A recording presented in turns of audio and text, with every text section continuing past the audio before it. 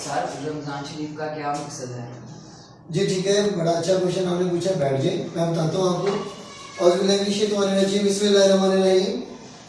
Students देखिए, आपका question है कि रमजान शरीफ का मकसद क्या होता है। रमजान शरीफ के बारे में मैं आपको बता देता हूँ। रमजान का मतलब होता है रोजे रखना। और अगर कोई नॉन मुस्लिम भी मेरी वीडियो देख रहे हैं तो उनको भी इसका आंसर मिल जाएगा कि रमजान में होता क्या है, मुसलमान करते क्या है। तो अल्लाह ताला ने मुसलमानों पे रोजे फर्ज किए। इसका मकसद ये है कि जैसे गरीब लोग भूखे प्यासे रहते हैं, उनको खाने को नहीं मिलता, तो अगर हम भी रोजा रखेंगे तो अल्लाह ताला हमें उनका एहसास दिलाएगा। हमें पता चलेगा कि भूखा प्यासा रहना कितना मुश्किल काम है, और फिर हम दूसरों का एहसास कर सकेंगे। इसका मकसद में यह है कि एहसास पैदा होना हमारे दिल में। हम सहरी करते, उसके बाद इफ्तारी करते हैं। इसके बारे में मैं कुछ बता देता हूँ, जो नॉन मुस्लिम है उनको आइडिया हो जाएगा कि सहरी का मतलब होता है कि सूरज तुलू होने से पहले, फजर की अजान होने से पहले सुबह हम लोग उठ के सहरी करते हैं, ठीक है, और खाते हैं। खाने के बाद एक वक्त होता है जब सहरी का टाइम खत्म हो जाता है, उससे पहले तक हम खाते हैं, उसके बाद हम नहीं खाते हैं। फिर जब सूरज तुलू हो जाता है उसके बाद यानी कि नमाज पढ़ी जाती है, फजर की नमाज पढ़ते हैं। फिर हम लोग सूरज तुलू हो जाता है, और सूरज तुलू होने से लेके मगरिब तक, यानी कि जब सूरज डूबता है, सूरज के डूबने तक हम कुछ भी नहीं खाते, ना ही खाते और ना ही पीते हैं। सिर्फ और सिर्फ किसके लिए? अल्लाह ताला की रजा के लिए, अल्लाह ताला को खुश करने के लिए, अल्लाह ताला की रजा के लिए। तो जब सूरज गुरूब होता है, मगरिब का जब टाइम होता है, तो हम लोग फिर इफ्तारी करते हैं और अल्लाह ताला का शुक्रिया अदा करते हैं। ठीक है जी, ये डोर क्लोज कर दें, ये डोर क्लोज कर दें, ठीक है। अच्छा, उसके बाद रमजान शरीफ का जो मकसद है वो तब पूरा होता है जब हम लोग 5 वक्त की नमाज पढ़ते हैं, कुरान पाक की तिलावत करते हैं। रमजान को कुरान पाक का महीना भी कहते हैं, क्योंकि 27वें रमजान में कुरान पाक भी नाजिल हुआ था, नाजिल होना शुरू हुआ था। तो ये रमजान माशाल्लाह कुरान पाक का भी महीना है। इसको मगफिरत का महीना भी कहते हैं कि इस पे अल्लाह ताला से माफी मांगेंगे तो अल्लाह ताला हमें माफ भी फरमा देंगे। तो इसमें नेकियां 70 गुना उनकी जो दर्जात है, यानी कि हमें जो नेकियां मिलती है वो ज्यादा हो जाती है।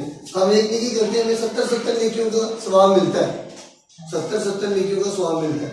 लेकिन अगर हम एक फर्ज नमाज पढ़ते हैं ना, तो हमें 70 फर्ज नमाजों का सवाब मिलता है। और शयातीन को जंजीरों से बांध दिया जाता है, ठीक है ना। जन्नत के दरवाजे खोल दिए जाते हैं, जहन्नुम के दरवाजे बंद कर दिए जाते हैं। रहमतों का महीना होता है, बरकतों का महीना होता है, ठीक है। इसी तरीके से अल्लाह ताला मुसलमानों को जो है ना वो फिर इनाम भी अता फरमाते हैं। जो हम रोजे रखते हैं, रोजे रखने के बाद हमें ईद का इनाम मिलता है, ईद उल फितर, जिसे हम मीठी ईद भी कहते हैं। हम लोग जो है ना वो ईद में नए कपड़े पहनते हैं और नमाज पढ़ते हैं सुबह, ठीक है, और सबसे मिलते हैं। और ईद का जो दिन होता है वो खुशी मनाने का दिन होता है।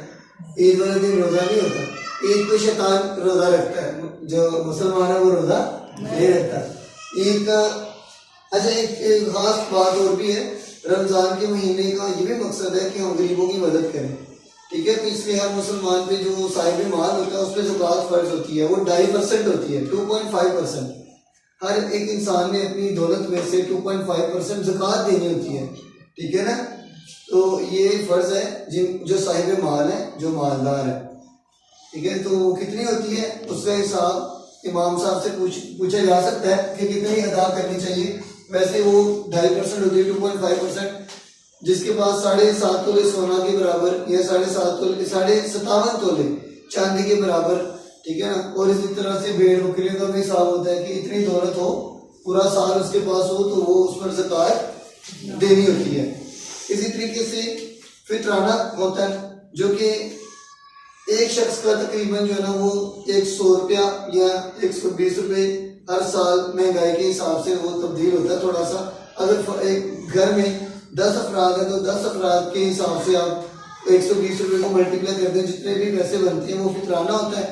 और वो फितराना आपने सुबह ईद की नमाज पढ़ने से पहले अदा कर देना होता है, किसी गरीब को देना होता है, ताकि वो भी इससे कुछ अच्छा खा सके, पी सके, समझिए। फिर मेहमान आते हैं, उनकी खातिर तवाज़ो कर सके। थोड़े से पैसे बनेंगे ना एक घर के, 1000 बन गया, 2000 बन गया एक घर का, वो किसी गरीब को ढूंढ के देना होता है। और ये लाजमी देना होता है। हर शख्स का, बच्चे का, बड़े का फितराना बनता है। तो ये आप लोग अपनी फैमिली को भी बता सकते हैं, उनको भी इंफॉर्मेशन मिले। बस इस तरह की ये तमाम चीज़ें मैंने आपके साथ शेयर कर दी रमज़ान के हवाले से। और मज़ीद अगर 30 रोज़े होते हैं, जैसे कि आपको पता है 30 या 29 रोज़े हो सकते हैं, ठीक है।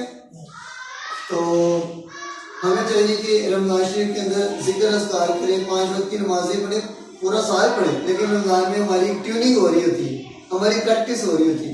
अगर हमारी नमाजों में कमी होती है तो हम उनको पक्का कर लेते हैं, अगर हमारी नमाजों में कमी है तो हम उनको रूटीन में ले आते हैं, नमाज कायम करते हैं। अल्लाह ताला की ज़ात ने फरमाया ना कि मरने के बाद सबसे पहले नमाज का सवाल होगा, तो हमें नमाज की पाबंदी करनी चाहिए ना, और कुरान पाक भी जितना हो सके बार बार पढ़ना चाहिए।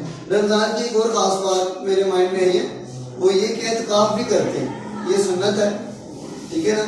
10 दिन का एतकाफ़ होता है, एंड में 10 दिन। तो उसमें क्या होता है कि मुसलमान मस्जिद में बैठ के या औरतें घर में बैठ के इबादत करती हैं और किसी से भी नहीं मिलती, बस अल्लाह ताला की इबादत में मसरूफ रहते हैं। जो लोग मस्जिद में होते हैं वो मस्जिद में बैठ के इबादत करते हैं, एक गुजरे में, एक पर्दे के अंदर वो रहते हैं, नमाज पढ़ते हैं सबके साथ। उस वक्त पर्दे उठा दिए जाते हैं, फिर वो सब मस्जिद में नमाज पढ़ते हैं।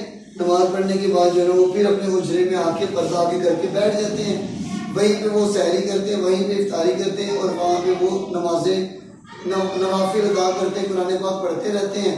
और जब फिर चांद रात होती है, जब चांद नजर आता है, तो फिर उस वक्त वो मगरिब के टाइम वहाँ से उठते हैं और अपने घरों को जाते हैं। तो तकरीबन 10 दिन का एतकाफ होता है, ये सुन्नत होती है।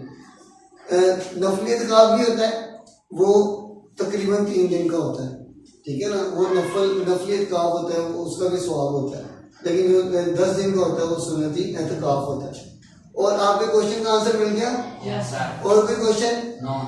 Okay, thank you.